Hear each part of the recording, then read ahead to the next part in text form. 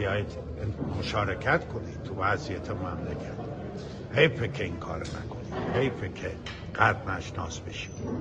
گول این اونم نخورن، گول این حرفای که یه عده فارسی حرف میزنن اون مال دنیا. تو رو خدا گوش به اینا ندید، برای که اینا چیزی ندارن برای گفتن. یه مش آدم دور افتاده، عقب افتاده ای که فکر میکنن میتونن تو سرنوشت ما از 10,000 کیلومتر اونورتر تصمیم میگیرن. احمد نجفی برگشتی گفتی مردم میان رأی بدن، قدردان باشن. قدردان دقیقاً چی باشن؟ قدردان میلیاردها دلار حقشون که از پول نفتشون، پول گازشون بود، خرج سید حسن خرس‌الله تو لبنان شد.